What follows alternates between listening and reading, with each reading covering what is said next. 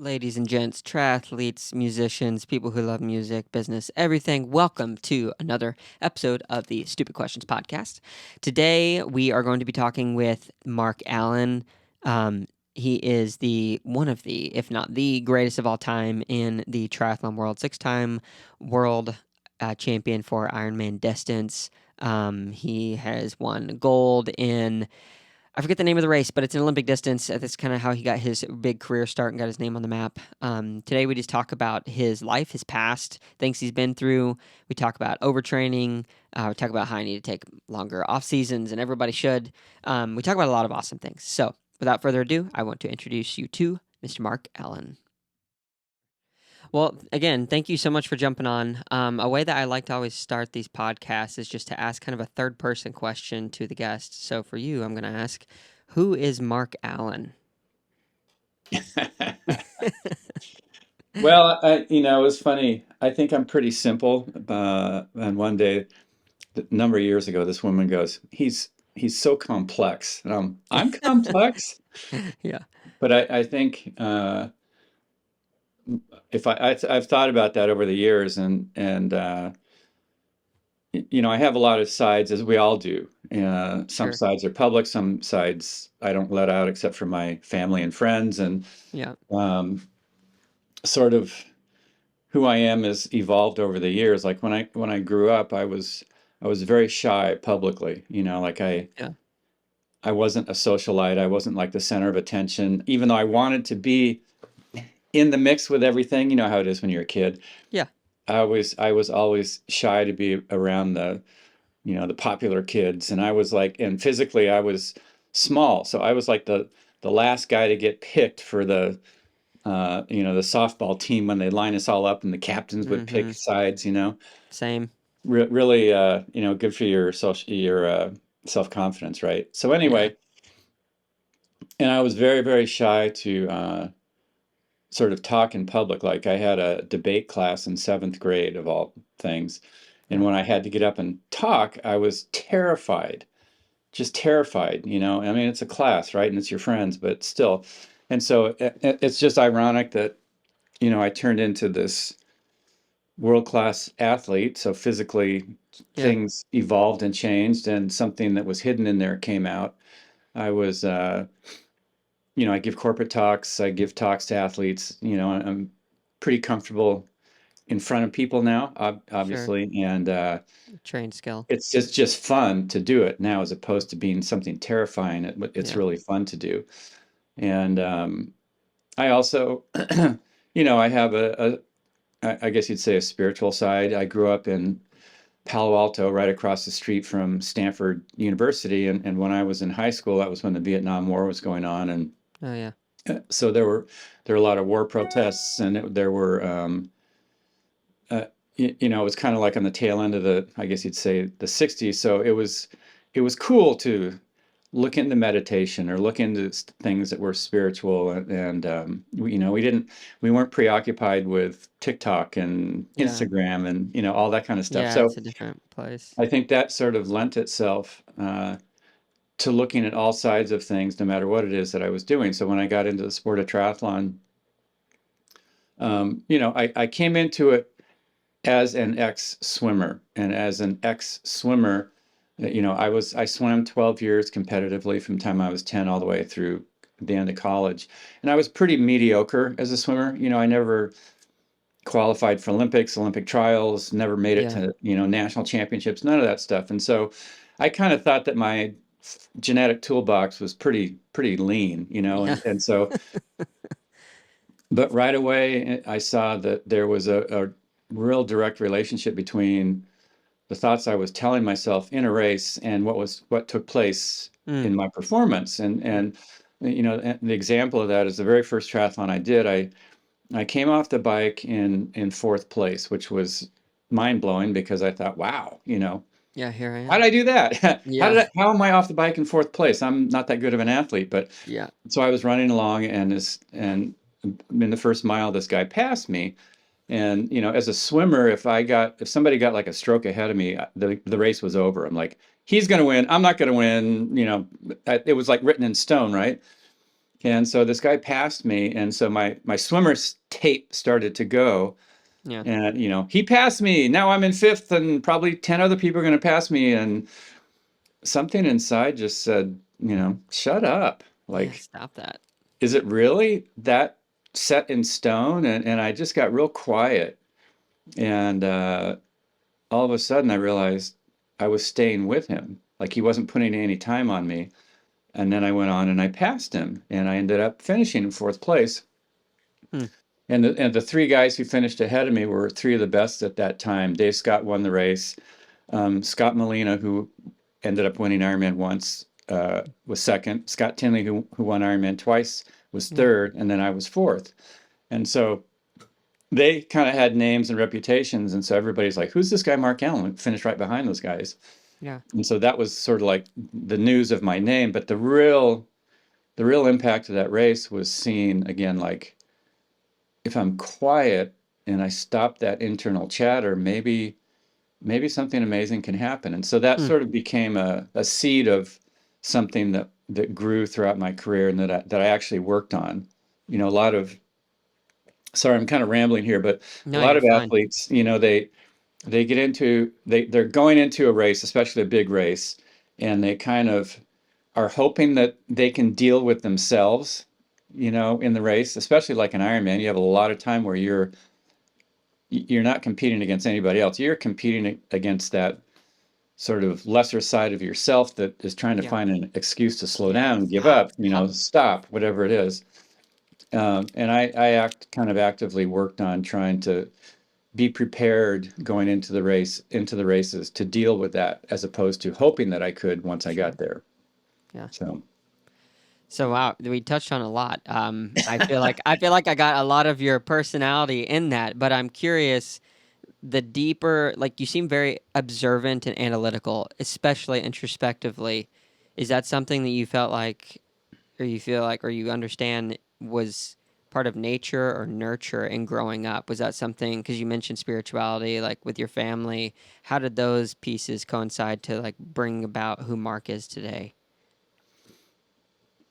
well, I guess if I look at my parents, they were kind of each one had both of those sides, or each one had one of those sides. So like, my dad he was a doctor. He was very like analytical and Yeah, that kind of thing. measured. And my mom kind of had that more spiritual side. Like she's a Buddhist, and so was sort of exposed to sort of, I guess you'd say, alternate ways of thinking and approaching and looking and Yeah, relating to life itself. And and I also saw that triathlon.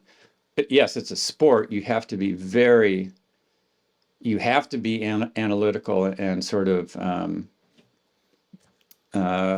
process oriented. Like you can't hmm, just go, gee, what am I going to do today? I don't yeah, know. What do I feel like yeah. doing?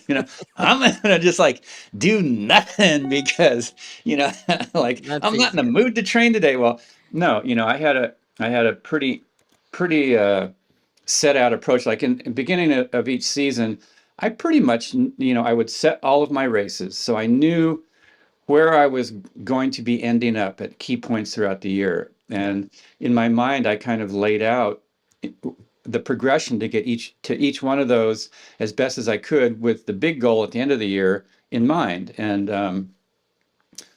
then within that, I knew that I was going to have to sort of deal with myself as a person and be prepared to go to places inside myself that maybe I hadn't even discovered yet, to pull out what was needed to have great races, great performances. And the thing that sort of, a lot of people look at me and they go, "Wow, you're like an amazing competitor," and I hmm, go, "I am not. I'm not competitive in the sense of I want to beat somebody else. I am competitive in the sense of wanting to improve my own performance." yeah, Like as a kid, like I said, as a swimmer, I never did anything that was newsworthy, so swimming was super fulfilling for me, because if I could get, 2/10 of a second faster in 100 back, or, drop half a second in 200 IM or whatever it was, that was really cool and that was really fulfilling. And nobody Yeah. else was going to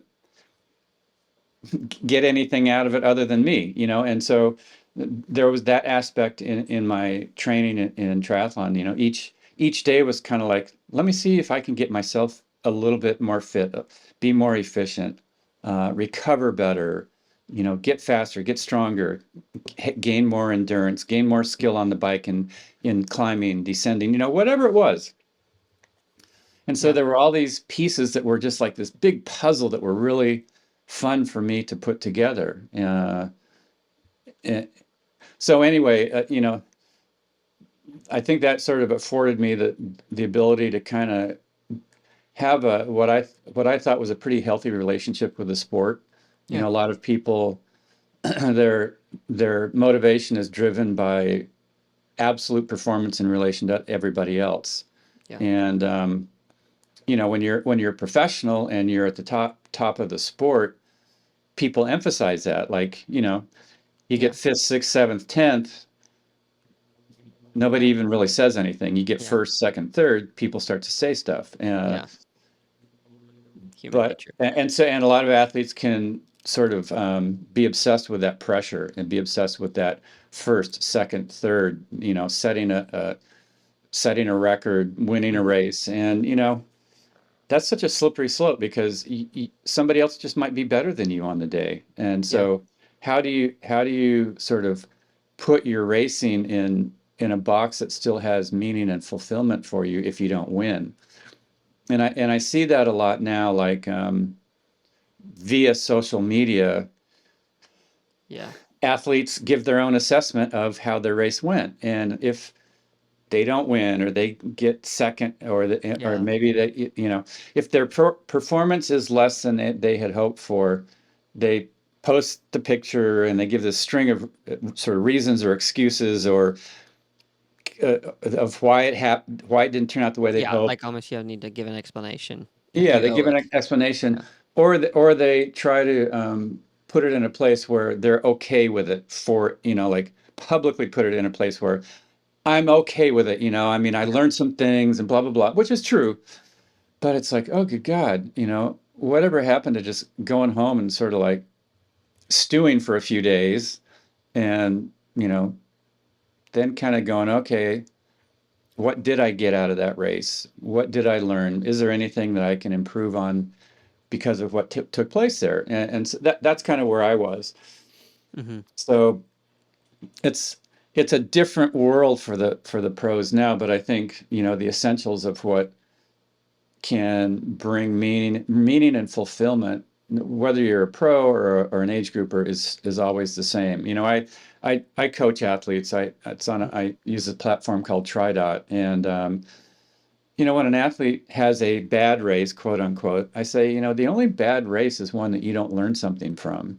Mm. So whether you hit your mark, whether you fall short, if you don't learn something from that race, then you've really missed the gold of what racing can do for you and how it can transform you. I Yeah. got first place, yay! Yeah. 2 years down the road, you're going to forget about that. But if there was a kind of a life lesson that you learned in that race, that will come back and you'll use that over and over and over and Oh, over for throughout your sure. entire life.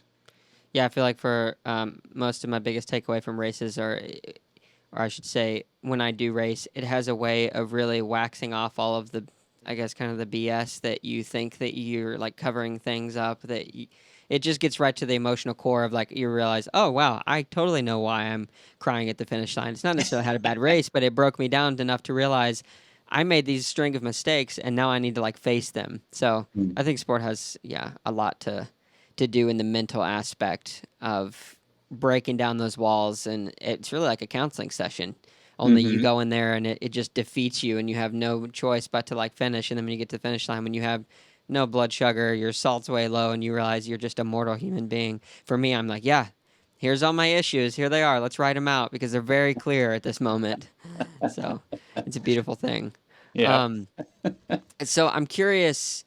Um, I was trying to ascertain whether you would take more after your father in the doctor analytical side or your mother in the spiritual side, and you seem very well balanced. Do you think that you are more like one than the other?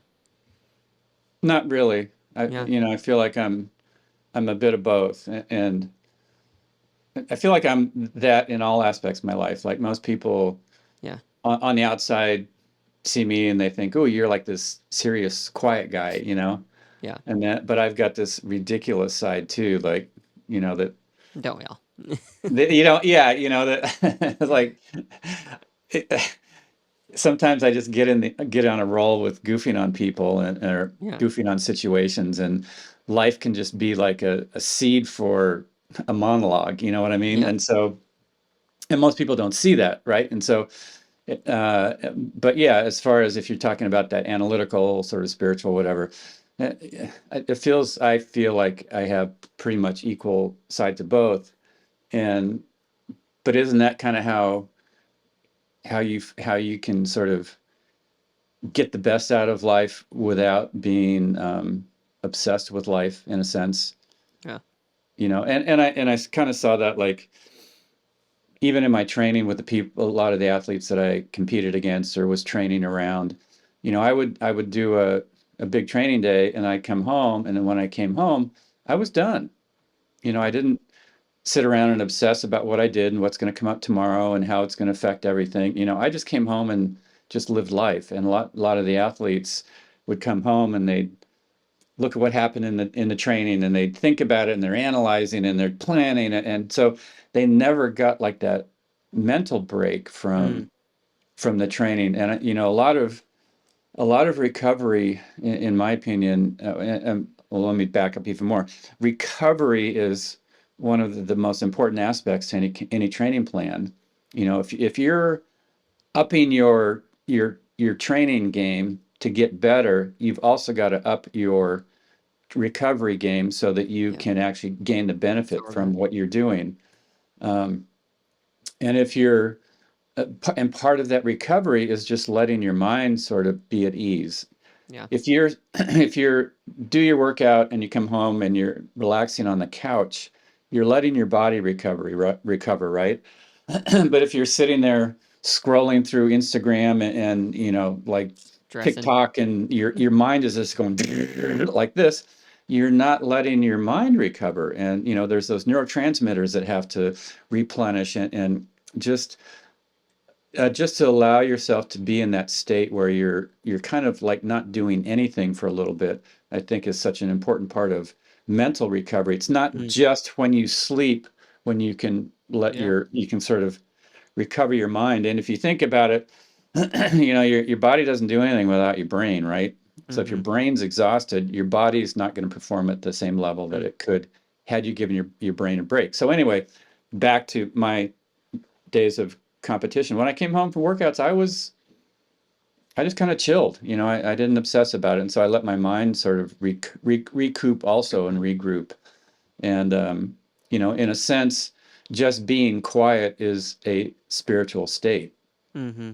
It's not like you have to go then do something structured in a spiritual sense, like okay, I'm done with my workout. Let me meditate. You can Yeah. just like Be if you're still. just yeah, if you're just quiet, that's like you've probably experienced this. Like maybe you have a problem that you're trying to solve, or a situation you're trying to resolve, and you can't come up with the answer for it, and you're thinking and you're trying to figure it out, and then you go outside and you're just walking, going to watch the sunset or something like that, and you're not really thinking about it, and all of a sudden, like, oh wait, I know what that answer is. Mm-hmm. And that's sort of that quiet spiritual aspect of who we are as people. Yeah. And so very simple, but also Mm-hmm. very powerful.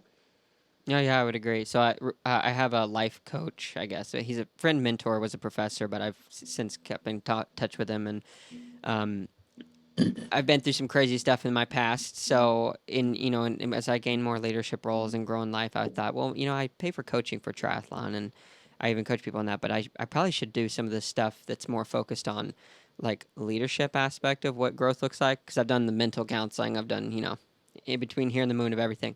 But anyway, one of the things that I came up with this mentor slash coach was in the mornings, because I'm a Christian, so I'll try to spend like devotional time, like literally going somewhere by myself, being quiet and some type of meditation or something like that. So anyway, I recently have been starting going on my porch in the mornings and writing down just like some thankful fors, and not just like I'm Mm. thankful for the day, I'm thankful for my food, but like really trying to hone in on things that I truly take for granted. And one of them this past morning was just I'm 90% deaf in one ear, but being thankful that I can hear because I could hear the crickets going and the birds singing a little bit, and you've got just the light breeze, and it's fall time here in the south, so it's really pretty.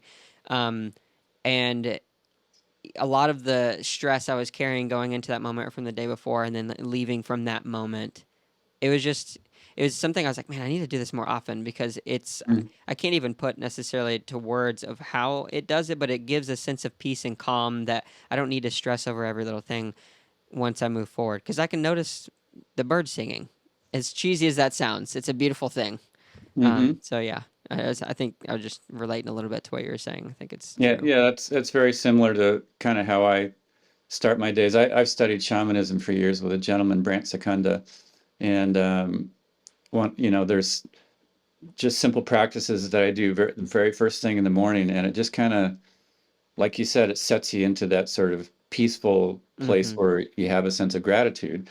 Yeah. And the other day I was just I was whining to myself about my life, right? Like all the little things that Yeah.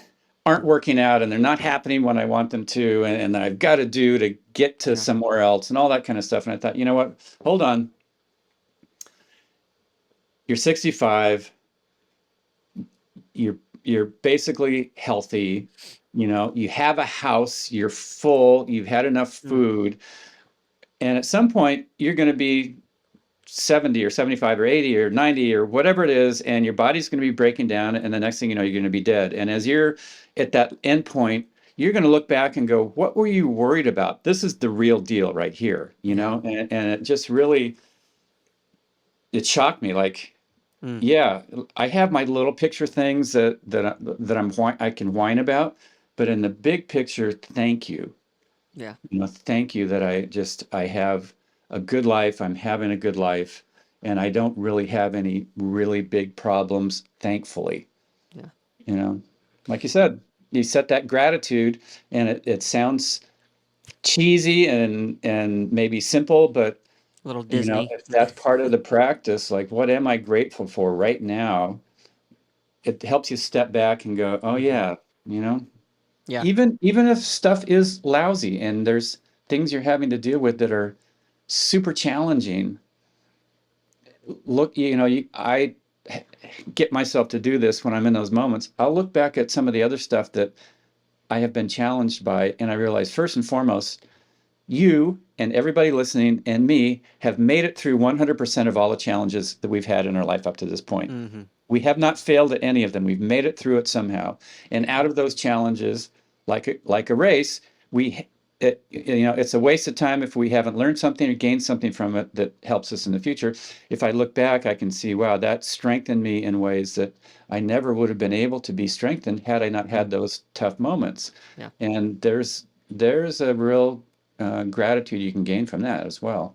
Yeah, for sure. It would be really neat to do like a large study of people who are practicing gratitude in the mornings and then not, and measure their physiological just outputs for the next 6 months doing something crazy as like an Ironman training. Because yeah, I guarantee that it would have a positive effect on, like you're saying, recovery and all those things. And maybe we should delete TikTok. You mentioned TikTok a few times. I'm thinking you don't like TikTok, but Yeah, well, I'm like anybody else. I start scrolling, and next yeah, thing I yeah, know, I can be scrolling forever, and then I think, what did I get out of this yeah. garbage? It's just, I mean, it's cool in one sense because you can see, people that are super talented doing whatever it is, or things that Mm-hmm. are entertaining, or things that are funny. But what did it do for me Yeah. other than waste the last 30 minutes? And not to diverge too much from the topic of the podcast, but it's interesting to me how a lot of these companies, the tech companies, we've become so just versed in like how patternized the human experience and behavior is that we can make algorithms that we know how to even trick ourselves. People that create the algorithms, they'll get there and they'll just be doing this all day long. And I had this realization the other day when I was thinking about this. it was that, sometimes I look at myself or like the human experience, and it's such a deeply complex thing. But then I realize also we are deeply habitual and incredibly predictable in all that we do. And so it's like kind of a humbling thing too. Like we are, I think, fearfully and wonderfully made, but at the same time, we're so simple. And then we can trick ourselves into doing this whole like thumb scroll thing. But anyway, I don't want to diverge too much. I just think it's really fascinating. Well, and we're habitual, and we do the same things over and over and over, and we get comfortable with those things that we do over and over and over, even if they're negative patterns, and Hmm. that's why change can be so difficult, because even if it's a negative pattern, it's something we're familiar and comfortable with, and if we axe that out of our lives, there's that unknown feeling like, what am I going to replace it with? How am I going to Mm. what's my life going to be without it? Even if it's a negative thing. Yeah. one one of my last flights, I was flying home, and as we were coming in to land, you know how it is. It was in San Francisco area, so I'm looking down at the beautiful San Francisco Hmm. Bay, but then I'm also seeing this sea of houses, and it was getting towards sunset, and I thought, oh my God, we're like rats in a cage. We we do our thing all day. We're outside, we go to work, we do whatever, Also and love then both. we all put ourselves in these little boxes and lock the door. We put ourselves in a cage at night. Our cage is a house, and we're Literally lock happy to it. do Yeah. that, and nobody has to force us to. And we go in our own cage. We don't go in anybody else's cage. And I thought, we're like trained little rats. It was like the oddest feeling. I don't know Yeah. why I'm telling you that, but like, I'm No, like yeah. just a trained rat. I'm Yeah. like, ooh, let me go in my cage at night. Ooh, this is great. Yeah, humans. Yeah, we're interesting creatures for sure. And it's interesting you were talking about the just like the habits. So my uncle-in-law, I guess, my wife's uncle, he um he was the only American in Rwanda during the Rwandan genocide. So he Mm, has a fascinating story about what happened and the trauma he experienced and watched many people experience. And he goes back now and he's told these amazing stories about how, for example, if someone killed your closest family member in front of you, and then years later you're having reconciliation with that person on a level where you can embrace them in a hug. mm, And hearing him talk about that called firing to rewire like neural pathways to get back to a place where you can learn how to forgive and work through something like that traumatic was just really eye-opening to me because sometimes I it's easy for me to hold a grudge against one of my family members or someone on the street because they ran me through a red light or whatever it might be. And I just realized like yeah, it takes extreme mental fortitude to try to do something like that, but when you do it's the most rewarding thing in the world. And mm, I can't even compare my experiences with something like the Rwandan genocide, but hearing how that refire to rewire, like of the different just habits we have going on upstairs, is it was a powerful thing to me. mm. Yeah. Yeah, everybody has a past. Everybody has something that's taken place that can either hold them back, or, like you said, if you can let go of it, and it doesn't change the past. Hmm. That's something that Brant, my teacher, says. He goes, you can't change the past. You never know what is going to happen in the future. All you have is right now. And so it's like, where do you want to place your focus right now? How do you want to live your life right now in this moment? And it's like, and just hearing that brief story of your uncle-in-law, that's the kind of thing where it's like, yeah, I really don't have a problem to complain about. Yeah. You know, I What's I really haven't important. seen my best friend killed in a genocide, that kind of thing. Hmm. Um, and, and but the thing is, no matter what problem you have, it's the biggest problem that you have. Yeah. So not that, I mean, clearly there's very few people who are at the top of the list of bad things that have ever happened to them, and that's not a list you want to really want. You Yeah, don't you really want want to to be top. on that. You Yeah. don't want to win that prize, right? Yeah.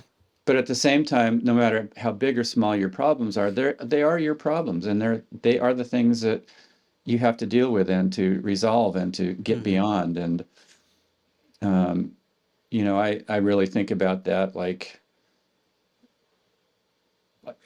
do I want to let a negative thought, a negative experience hold me back from a positive moment now that I could have if I didn't let that affect me? And that Mm. I had, that was something that kind of had to, that evolved when I was in the races. I would have difficult moments and things would hurt, like my legs are killing me. I've got blisters. I'm too far behind. I'm not as close to the front as I want to be. Right. And that's where I would have to like go back to that, that quiet space and get my mind to just be quiet. And I could just feel that sense like when I stop that internal chatter, then those negative experiences, those negative thoughts stopped holding me back from having the best race that I could have in that moment. And Mm. my best race on any given day may not be the best race I could have on another day, but it's the best I could do today. And that's the most important thing. Like, yeah, I do that now when I'm sitting at my desk and I'm working on the computer and I'm starting to see myself whining about the things I've got to deal with and take care of, and I'll just ask myself, am I the best version of myself that I can be right now? Mm. Hmm. Yeah, make you sit down and really contemplate. Who am I? What am I doing? How's my attitude? Are you Yeah. married? I am. Let me just say, I'm life committed with a woman. Yeah. Okay, so you're like married with a woman, so you still get that dynamic. I was just gonna ask, yeah, I was gonna ask how she like it. Does she help you see when Mark's being a grumpy person in that day? Because I was just thinking like there's nothing that really shows me who I am like my own wife sometimes in the mornings or when I'm doing something, and then through her kindness and not deciding to die on a hill, I go out on a bike ride and I think about it an hour later. I'm like, oh, I should apologize for that because that was needless. Oh yeah. Relationships are the best learning environment you can possibly be in, both for somebody reflecting back to you where your shit is, and then Mm, also for learning how to accept somebody just for who they are and not try to go, oh, the relationship would be better if they would change and be this way, yeah, and then also being able to share what's really important with you and for you in that relationship and in relationship. And yeah, I yeah, for mean, sure. that's a whole thing, right? Yeah, yeah, you could have a 3-hour podcast on that one. So I do want to shift gears a little bit. Yeah. So I was talking with a friend. So you know Greg Bennett, I'm sure. Um, I know Greg Bennett, great guy. Yeah, so he was kind enough to jump on a call with me one time, just not even his podcast, but to just meet me because I basically begged him. And we talked about this thing like identity. So, athletes, for example, today's professional athletes, they're in their mid to late 20s, early 30s, in Jan's case, I guess 40s. But then you come to this place where your identity is so wrapped up in one thing. You are the athlete who has gone and done these things for you. It's been winning 6 world titles and, this, that, and the other. Um, and I'm curious whenever you had that shift and like you're still in the sport. Like some people, talked to Scott Tinley. He's not really involved as much in the sport. He took a completely different shift and he didn't struggle with this identity thing at all. Did you ever struggle with reinventing yourself when you got past the prime physical age for these types of sports, or was it not an issue for you? No, I didn't have, for me, it was a pretty easy transition. And part of it was because I knew that being an athlete was only part of who I am as a person. And Mm-hmm. there's other aspects of life that have equal importance, even though when I was competing, that took up the bulk of my time. And so when I retired, it was a very simple, clear decision. I knew it was time to move on. And there's not one day where I thought, gee, I wish I'd done one more race or whatever. And, to be honest, I'm in a pretty unique position because I accomplished just so much more than I ever could have imagined that I would have had when I first started in Yeah. doing triathlons. And when I was getting close to the final days of my career, I spoke with one of my close people that I worked with at Nike, who was one of my sponsors, and I said, what's the most difficult thing you've seen for athletes when they exit? And this gentleman said the most difficult thing is that a lot of athletes have a hard time going from being the best at something to whatever is next, and when they go to that next thing, they're not going to be the best.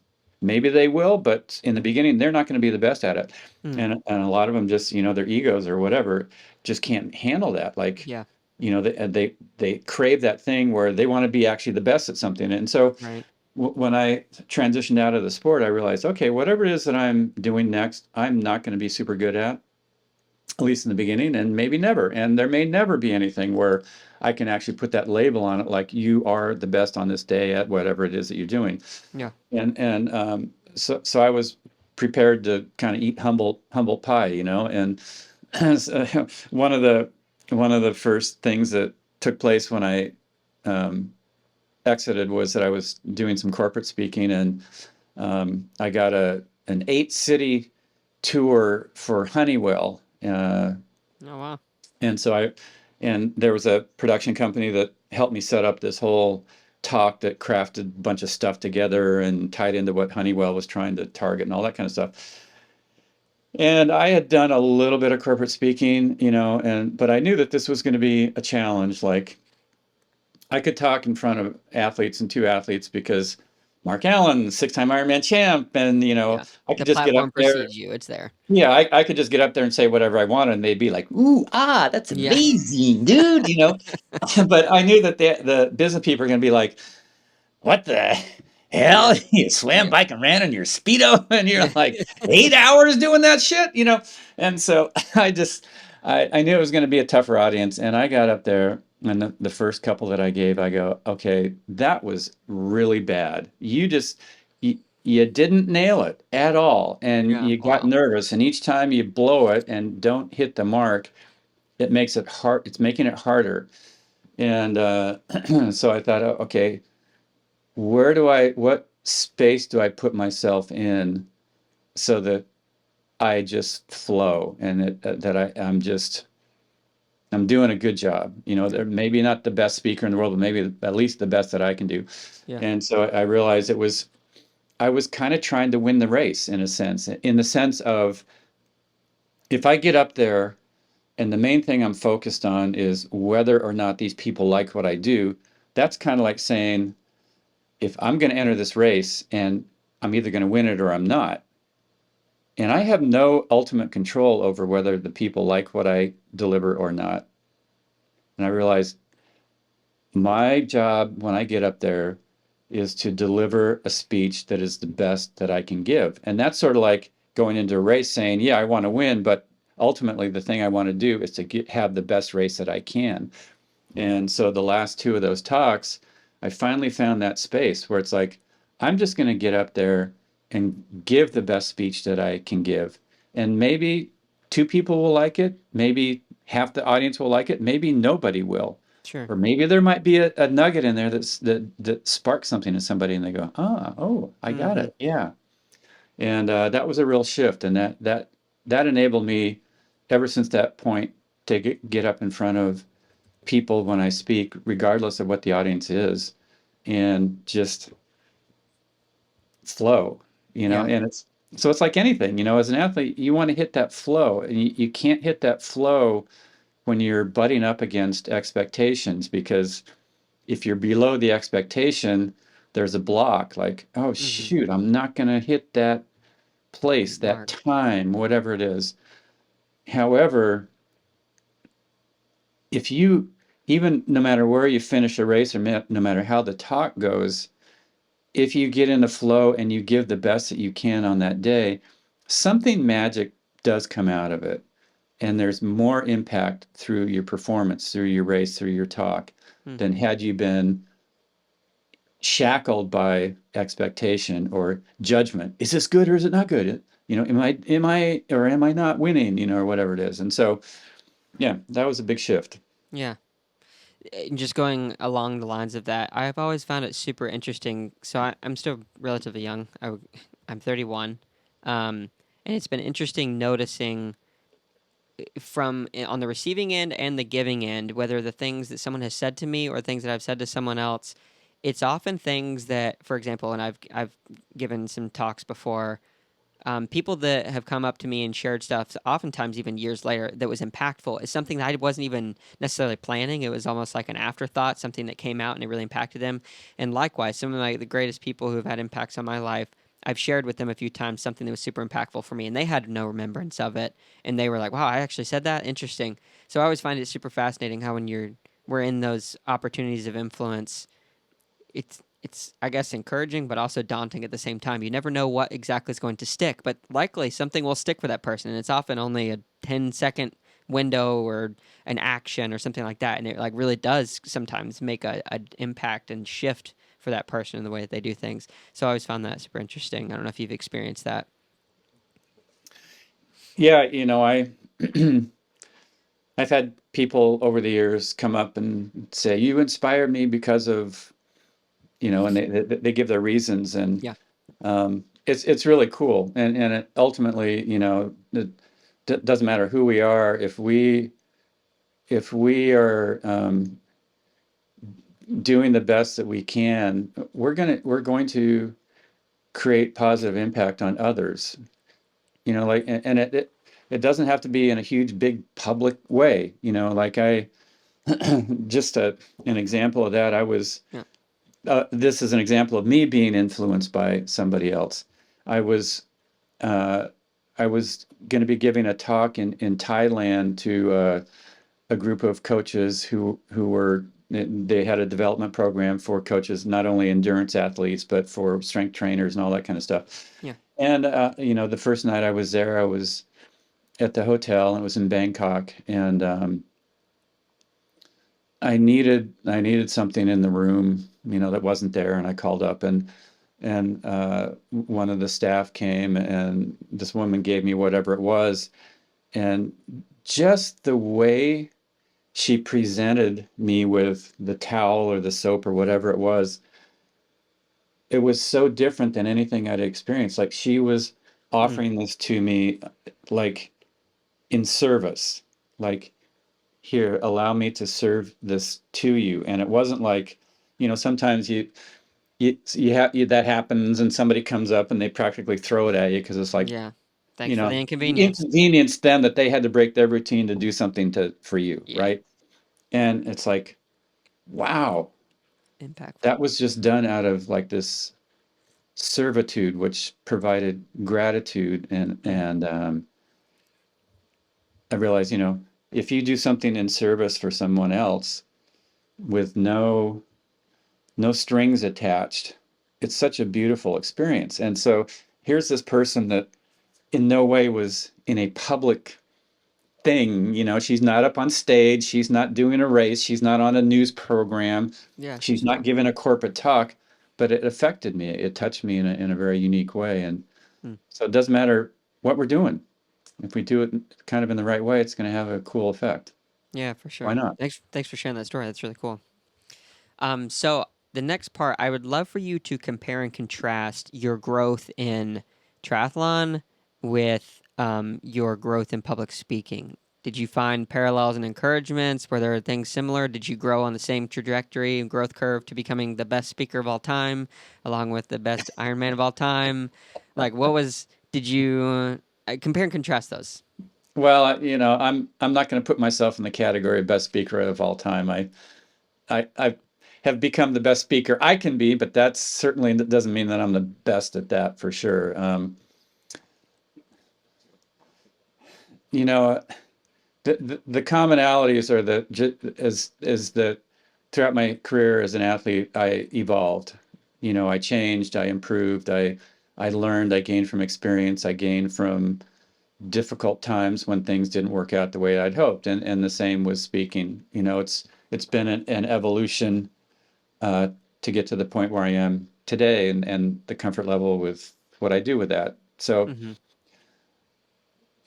I think anytime you feel like you've gotten it all figured out, that's a slippery slope. Mm. And that's, I saw that with athletes I competed against. They would win a big race and they'd think, oh, I've got that all figured out. And so next year I'm going to come back and I'm going to do the same thing that I did this year. Well, last year's race is easy to figure out how you're going to win it. This year's race is going to be completely different.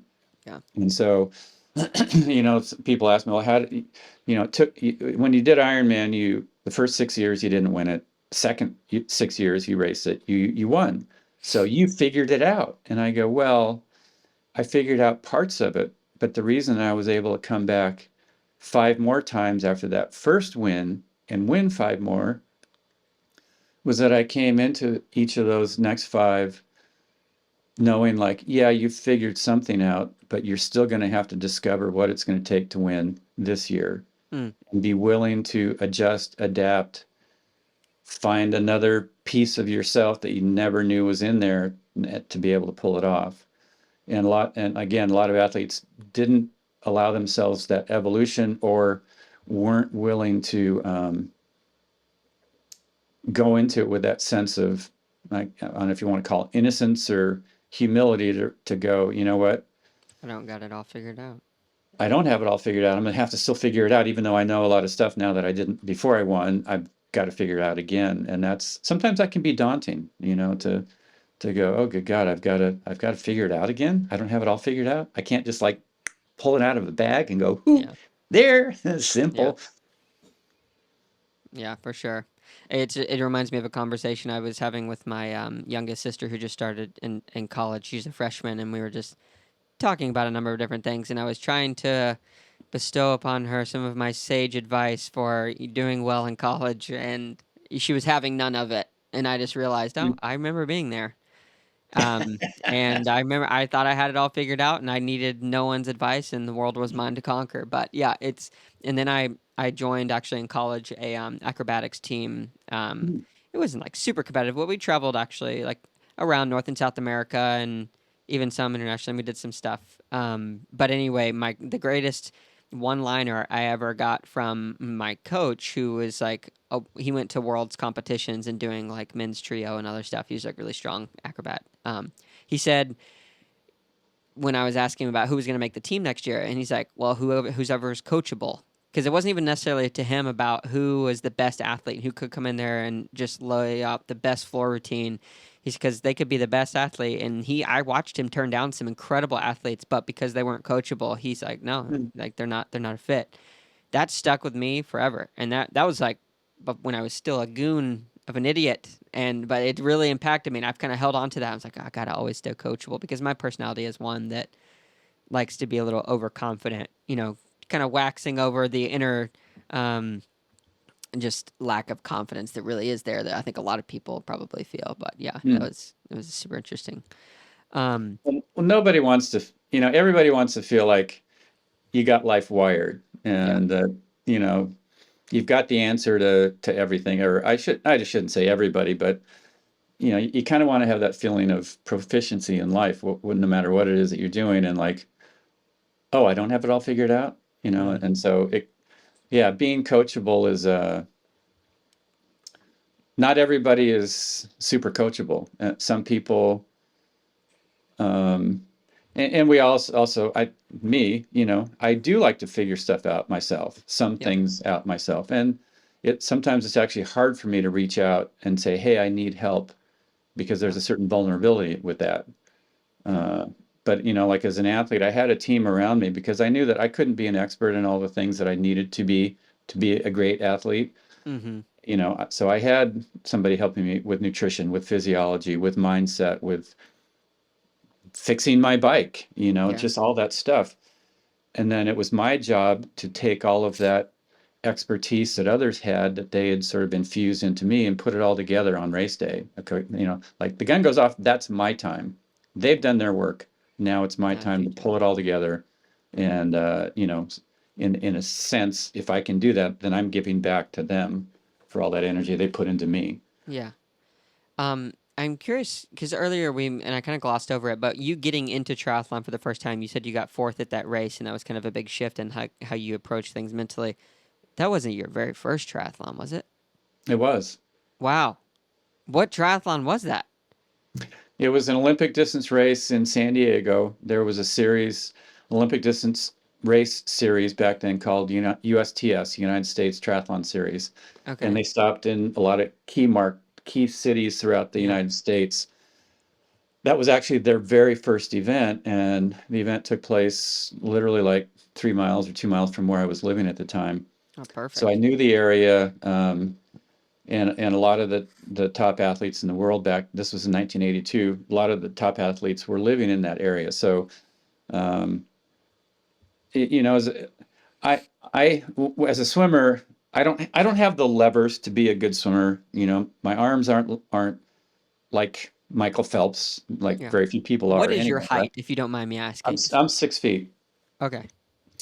Um, I don't have the natural shoulder flexibility to have a super efficient stroke, and so, but swimming for 12 years pretty diligently built a pretty good cardiovascular engine inside. And then Hmm. when I started doing triathlon in 1982, right away I saw that cycling and running were super easy for me. Like my levers are put together to generate force and generate speed very, very easily in those two sports. And so even though it was a shock, I could see like, oh well, yeah, maybe I do have a little talent here. But of course, in that first race, I still was not thinking like, oh dude, you can be a world champion. I was just Yeah. thinking, wow, this is actually easier to do well at than I thought it would be. Yeah. Did you grow up doing collegiate sports, or I mean, you said you did some swimming, if I'm not incorrect. Yeah, I swam Swim in from the college. time I was 10 all the way through senior in college. Okay. And at that point I was 22, and back then I sort of thought, well, that's the peak of my life fitness. I will never be this fit again ever, because in those days, first of all, there was nowhere for a swimmer to go after you're 22, Right. and second of all, there was no how would I possibly be this fit again the rest of my life? And so 2 years later, when I started doing triathlon, I was 24. Um, well, actually, I should back up. Shortly before I did that before I saw the Ironman on TV in 1982, and Hmm. that's what inspired me to take up the sport and just see if I could go do Ironman and finish it. I did a 10K in San Diego with my then girlfriend, and so I was like, I was 23 or 24, and I thought, well, I'm past my prime, so I had these guys that were like twice my age who were running faster than me. And so there was that little light bulb that went on like, What is wow, going on? these old dudes are like crushing me. Maybe there is athletic life after 22. And so that just sort of got the ball rolling, right? And then the thing that really solidified it for me that maybe there is a lot of life after 22 athletically was watching Carlos Lopes win the gold medal in the marathon. And I think that was whatever, LA Olympics. He was late 30s at the time, 38 Yeah. or something like that. Yeah. And so I'm like, wow, maybe there really is life after 22 athletically and fitness wise and health wise. And of course, now we're seeing that, Jan Hey, Frodeno, you 42. over 40, Amazing. 42, winning a big race this year. And so, yeah, it's just cool to see where we can go with what we have Oh if yeah. we take care of ourselves and if we're consistent. At 65, my athleticism is based around consistency. It's not based around absolute performance. So I Hmm. don't care how fast I am or how much endurance or strength I have. It's more like each day I just want to see like what can I do today? Yeah. Yeah. Super interesting. It's interesting you actually shared about that, how you got that light bulb click after the marathon winner. What was his name again? Carlos Lopes, Portugal. Carlos Lopes, Portugal. Do you remember his time? I don't remember his time. He had set a world's record, I think, in the 10K and then also in the marathon at one point, right around that time. So, but it was just like, wow, here's a guy in his late 30s and Yeah, he's just crushing crushing it. it. That's amazing. Yeah. Yeah, so I just recorded another podcast with a friend, Derek Stone, and he's 35 and just decided to take his pro card. And the main motivation was because he thought, oh, I'm too old, but then he saw Jan win the PTO, and like that gave him the spur to like go forward with it. So yeah, it's neat to see that kind of stuff happen. Because when I got into the sport, I was like 27, and I was like, oh, I got a few years. But then I saw like that Jan won in like 2019 or whatever it was at 39. I was like, I got more than a decade. Let's get on this train. So Right. it was a good shock. So tell me about your life chapters 1, 6, 21, and infinity. I read about this online. Yeah, my business partner, Scott Zagarino, who's also been involved with the sport forever, and he's really good at sort of coming up with cool ideas. And he sent me this thing one day and he goes, "What are these numbers? 1, 6, 21, and then the infinity sign." And I'm like, I don't know, is that like code for the end of the world or something? I had no idea what he was talking about. The Mayan And he goes, calendar. that's your resume. And I'm like, that's my resume. And he goes, yeah, the one is the first ever ITU Olympic distance world champion. That took place in 1989 in Avignon, France. It was the first ever Olympic distance world championship, and that was like the first big stone that got put in place that eventually led to triathlon getting into the Olympics in Sydney in 2000. Yeah, that's so The cool. six were your six Ironman wins. The 21 were the number of races that you won in a row over a 2-year period, undefeated streak. 21 races at all distances from Olympic all the way up to Ironman, and even a duathlon or two in there. And then the infinity is you being voted in a worldwide poll by ESPN, being voted the greatest endurance athlete of all time. That title will never be given to anybody else. And I'm like, well, that is some kind of resume, huh? Yeah.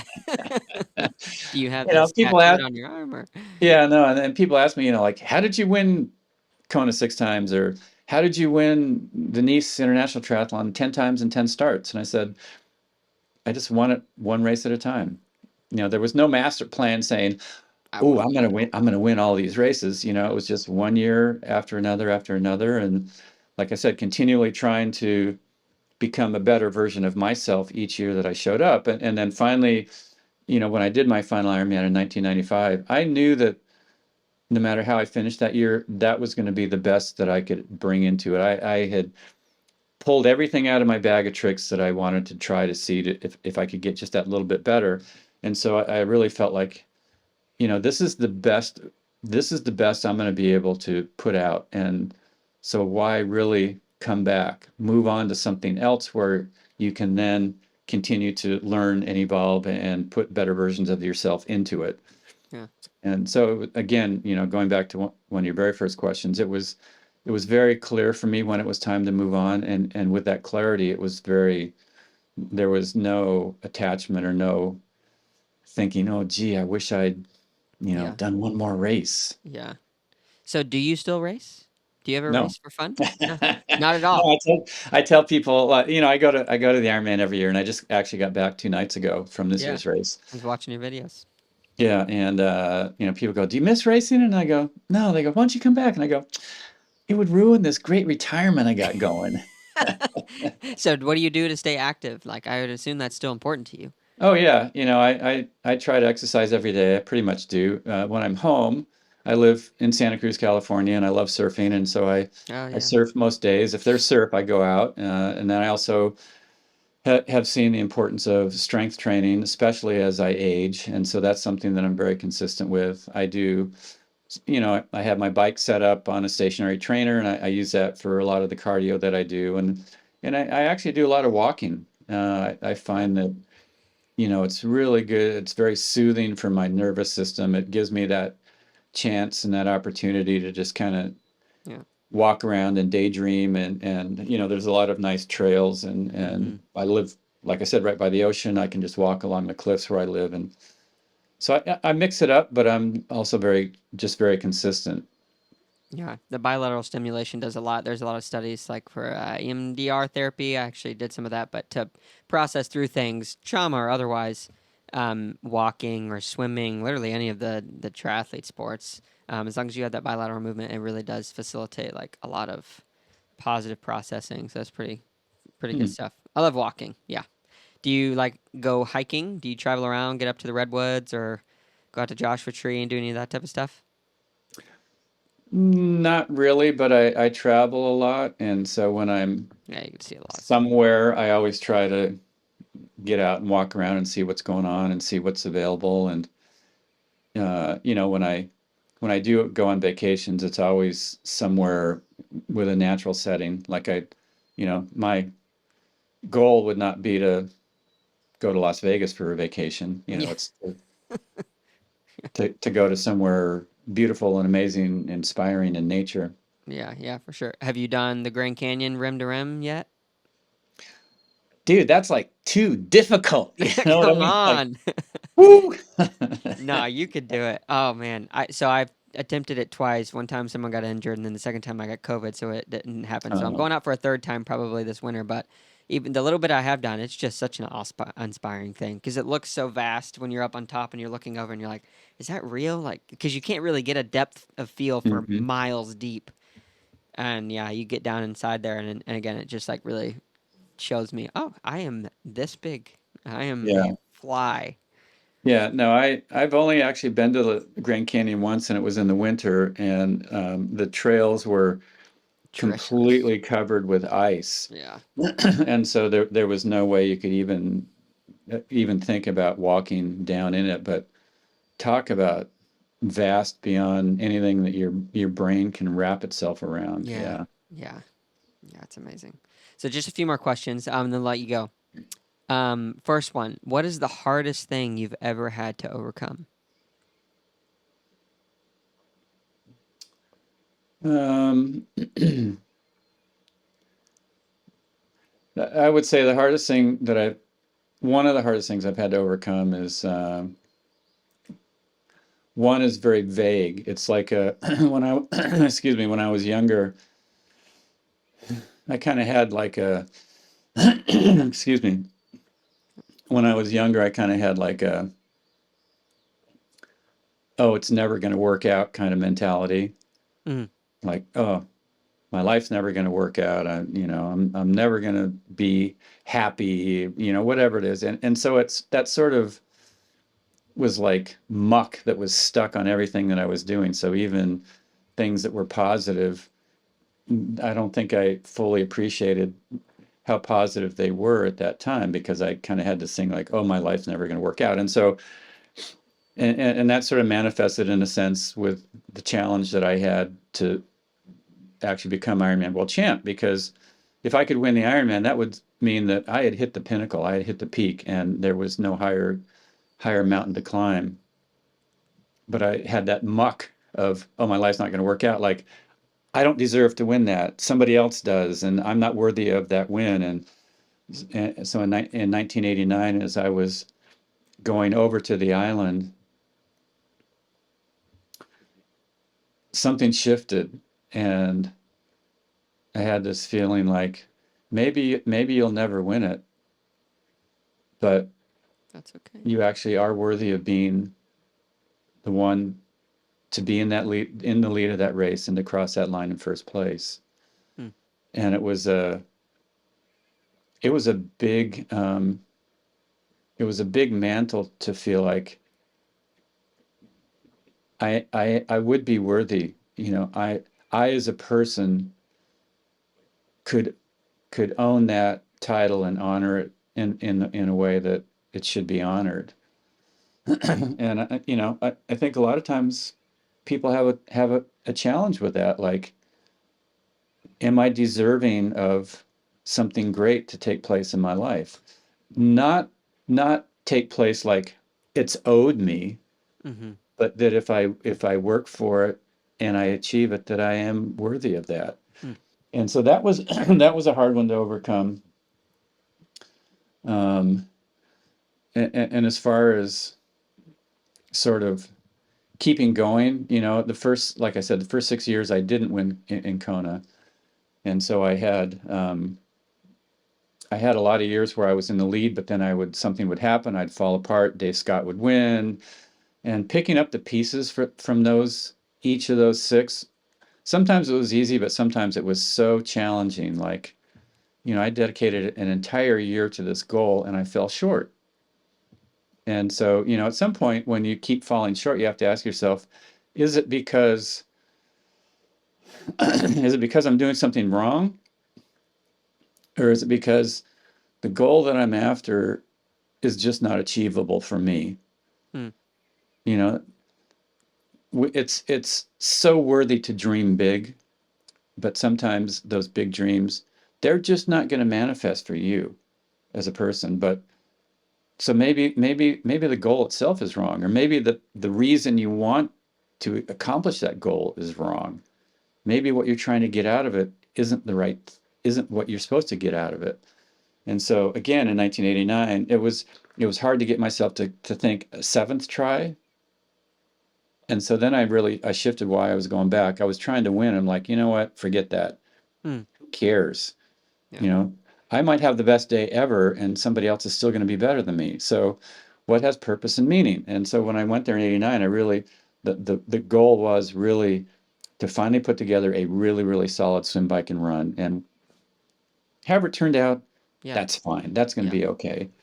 And so that was a big shift also.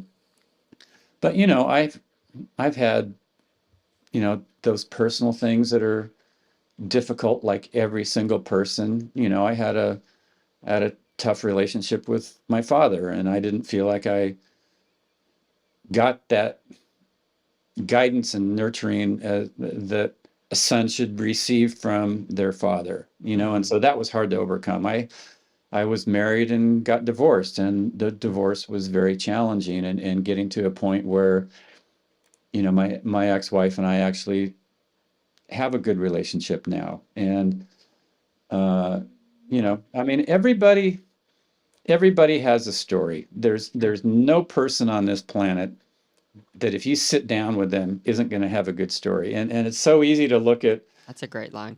I'm It's gonna it's clip that. yeah, it's so easy to look at. Oh, look at Jan Frodeno. He's got it all under, he's got it all in there. Marinda Carfree, or you name the person. Yeah, if you dig deep, you'll find a shocking story. Like, Yeah. wow, you had to deal with that. You're a person like everybody else. And that's sort of part of, like, when people compete at the Ironman World Championship, they go home and they kind of get depressed, Yeah. like So that easily gets. post-race depression thing. Yeah. And I go, that's because you've had this huge focus that has this amazing energy with it. When you have 2,000 people at this event that's so challenging and you're all at 150% of your best, that creates an energy that will never be.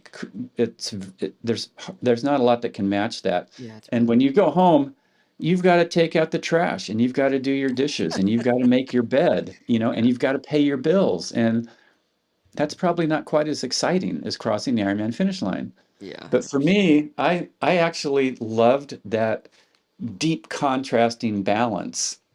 Like, I loved getting ready for the Ironman, and I loved coming home and just waking up in the morning and having a cup of coffee. Mm. Yeah. That's awesome. So then to kind of wrap things up. So I was talking with Scott Tinley, on one of our very first episodes.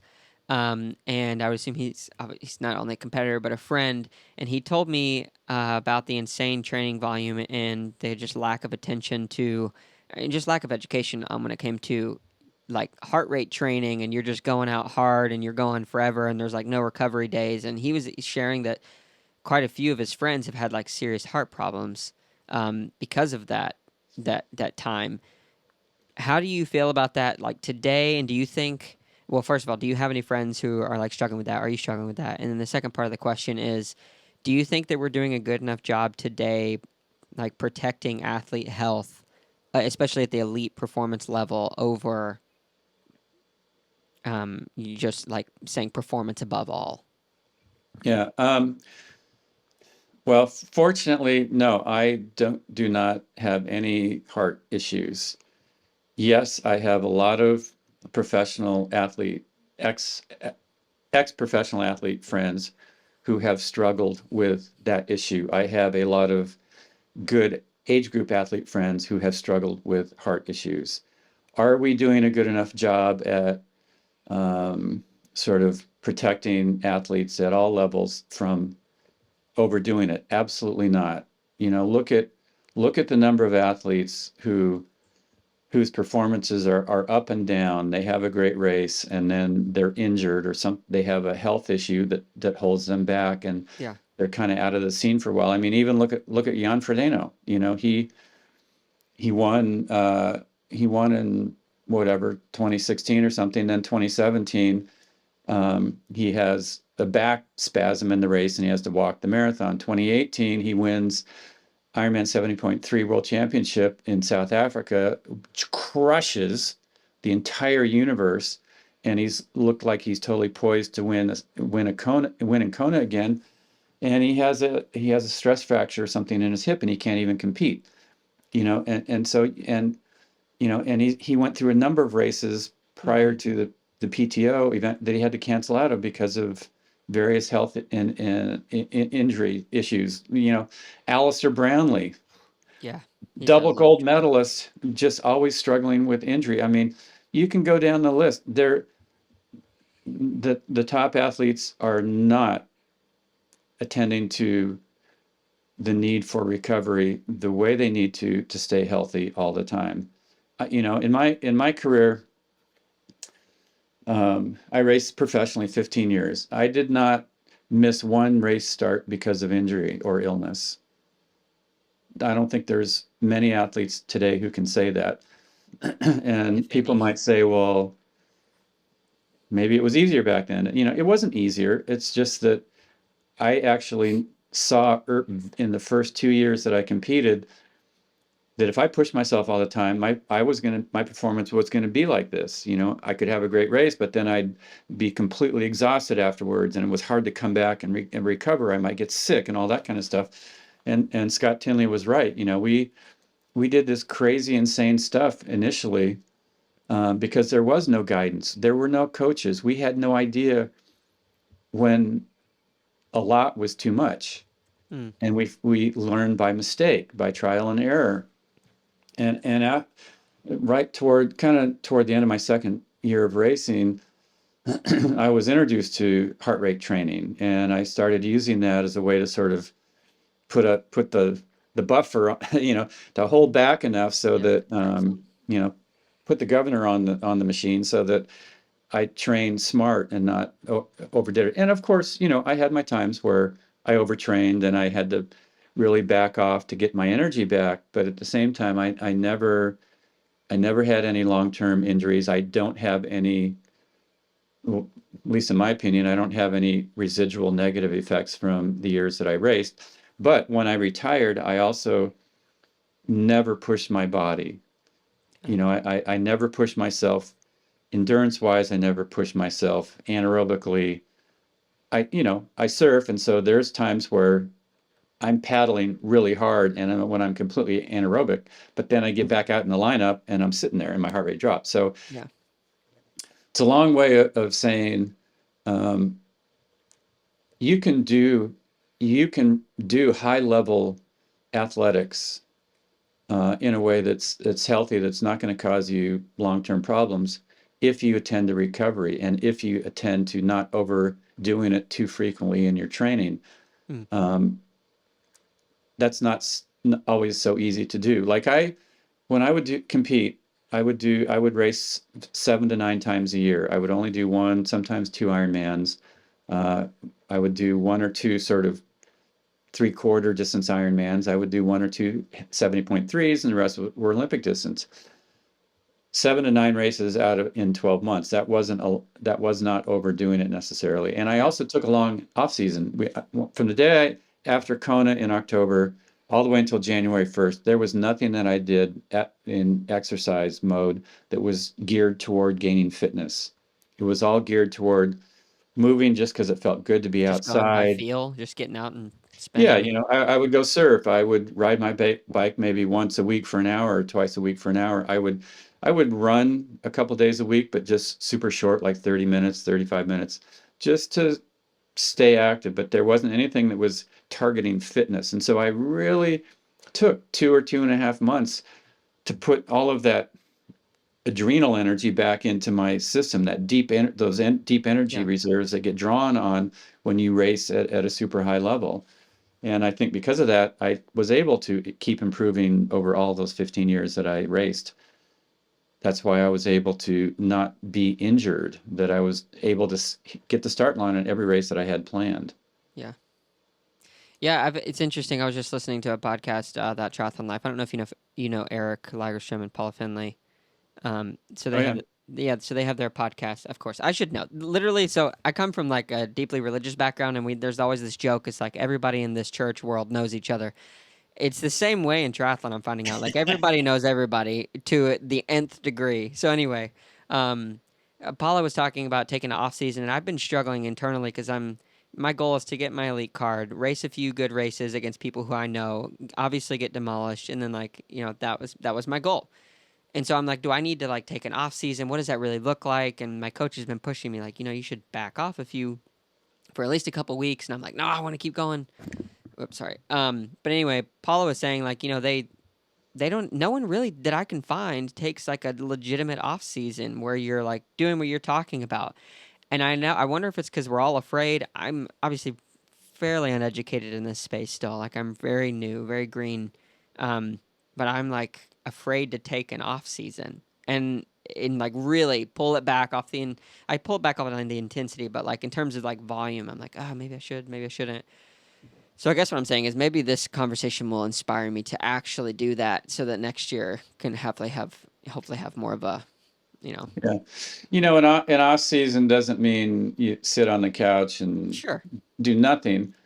But you have to, in my opinion, you have to decondition in the off season to then be able to go back up to a wax and higher wane. level the following year. You can't hit that peak, come down just a little bit, take 2 weeks easy, and then okay, it's time to get back at it. And I see this all the time on Instagram from the top pros. Like they finish the last big race, and then literally somewhere between 2 and 3 weeks later, they're going, well, it's time to get back at it. Yeah, I'm getting out there. 2024. Yeah, 2024 is coming up. And it's like, stupid. You have, the part of recovery that people don't really, nobody seems to address. I did, but others don't seem to, is that, like I said, you have these deep energy reserves in your body that you draw on when you are pushing your body to the limit, when you're taking your genetics and getting everything out of it that you can. Like if you just go through a race and you don't really go hard, you can do a ton of racing and it's not going to have a negative effect. But if you're pushing, you're drawing on these deep energy reserves, and it's kind of like pumping water out of the water tables underneath the ground, right? Like you suck Hmm. all this water out, and you think, okay, and then a storm comes, and you think, okay, there's 2 inches of rain, so that deep water, those water tables, they all got filled up. Well, no, it takes storm after storm after storm, and it slowly that water seeps down and it fills the water tables back up. That's kind of like those deep energy reserves that you have in your body. You suck them dry, and you take 2 weeks off. You fill the tank back up maybe one Yeah, or 2%. your You don't fill it cistern up is 100%. getting low. Yeah, And also when you get really depleted, your energy is sucked out of you. When it starts to come back up 5 or 10%, you go, oh, I'm back. Because yeah, I compared feel good. compared to where you were, you think I'm back. But if you actually sort of keep on in chill mode, all of a sudden a couple of weeks later, you're like, wow, I actually feel way better, and I was nowhere near fully recovered. And so there's that aspect of that deep energy that everybody either has no clue about or is just ignoring. Yeah, And so that's where, yeah, like Paula said, she is 100% accurate. People don't take true off seasons. yeah. So I have just one more question, and I'll let you go because now I'm being selfish. So Okay. in training like let's say averaging 19 hours a week. If I'm gonna go do an off season and I'm gonna start this like next week, would you say as a coach pull it back to a number of hours, or is it just I'm not gonna do any structure, just go by feel, what you want to do it? Like how would you do that as a coach to directing an athlete? at 19 hours, I'd probably cut it back to half that, first of all. Um, do very little that's high intensity at all. Like, don't, if you go hard, it's just because you're with a bunch of people, a group of training people, and you're just having fun, but don't have it be a purpose of the workout. Like, okay, today I've got to go do a hard workout. Yeah. And then mix it up with activities that are not necessarily swim, bike, run. Like, Yeah. there's maybe you do Pickleball. hike. What's that? Yeah. Pickleball. Yeah, maybe pickleball, maybe surfing. I heard the surf's way up in Chattanooga. Yeah. Yeah, right on the river. Yeah, do things that where you're moving your body maybe in different ways than you normally do, and that also builds some strength. Like there's a 70.3 in Pucón, Chile. It's every January, and one of the cool things there is there's this huge glacier covered volcano just outside where the race is in this beautiful lake. Sure, that's And gorgeous. so we would do the race, and then the next day we would go hike up the volcano to the top because it's an active volcano, and you could get to the top and look in and see the caldera with like this orange, just bubbling lava. It's Yeah, it's so fun. otherworldly. But anyway, it was almost an 8 hour up and back hike, and you have crampons and stuff. And so, here you are the day after 70.3 doing this 8 hour hike, which is super slow, but it's like doing Stairmaster for 8 hours. And so it would give my body this strength that just there's no way swimming, biking, and running would do. And every year that I did that, I had really good years. And part of it was, I think, just because I did this one time wacko crazy thing and then recovered from it. And Mm, that's something else you can do in the off season. You can do like the one off, absolutely ridiculously challenging thing, but you're not going to do that every day. You're going to do it once in the off season. yeah, And those sort of like way out of the box, kind of like crazy athletic things. yeah, It's not something that you train for, but something that you do like that. It'll give you a strength that there's no way you can get otherwise. And again, recover from it. yeah, for sure. Swimming in the off season, did you try to maintain any type like of volume, like 5,000 a week, 10,000 yards? Well, I surfed, so I didn't get in the pool at all. Oh, I So mean, I, it's yeah, you're still using it. yeah, I had literally I would have about 2 months out of the pool. But Okay. I came from a swimming background, so Yeah, you know the feel for the I, water I quite knew I well. knew the feel. If I hadn't grown up as a swimmer and I wasn't surfing, yeah, I'd get in the pool. Swimming's great for your body. Yeah. It's Oh, I love soothing, swimming. it's relaxing. But I again, if I would do a workout, I would recommend, if you do masters, dropping down a lane or two into this, bit longer intervals so that you can just you can just kind of cruise it. You can Yeah. focus on stroke mechanics instead of speed, Yeah. that kind of thing. Good deal. Well, Mark, thank you so, so much on behalf of me and everyone in this community for just paving the way to allow us to grow this sport, but to learn from a lot of the crazy mistakes that you guys made, and then obviously be inspired by the amazing performances. Thank you so much for that, and super grateful to have you here on the podcast to hear your story. You're welcome. Thank you so much to Mark for jumping on this episode of the Stupid Questions podcast. It was such an awesome time. The longer I do these podcast things, I try to keep them to 1 hour. This one went a little bit longer, and I hope that's okay. I just can't get enough of asking questions and just hearing someone from like Mark who has such a wealth of experience and obviously been all over the world and doing speaking engagements on top of racing and working with different athletes. Just an amazing guy. If you made it to this point in the podcast, want to say thank you so much. If you wouldn't mind giving us a like and subscribe on YouTube, if that's where you're listening, or if you are on Apple Podcasts, Spotify, Stitcher, or any of those other ones, if you wouldn't mind giving us a review, that would be super helpful. I just want to give a shout out to the Rudy Project. Thank you so much to them for sponsoring today's episode as well and for helping us grow. If you want 35% off everything that is Rudy Project, click on the link in the description. You can create your own ambassador account and you will immediately get 35% off. By the time this airs, it's probably going to be near Black Friday, so you can get probably even more percentage off of the gear that way. So check it out. Lastly, if you want to win some free gear, you can. I think I'm actually going to mention this twice. I'm not sure, but I'm going to mention it today. Sign up for our newsletter on the website. It's stupidquestions.show. Check that out, and we will be giving away some stuff before too terribly long. This is my first time doing a real podcast of this caliber, so we're figuring things out. So if you have any ideas of how to make this podcast better, let me know. Thank you guys so much, and we will catch you in the next one.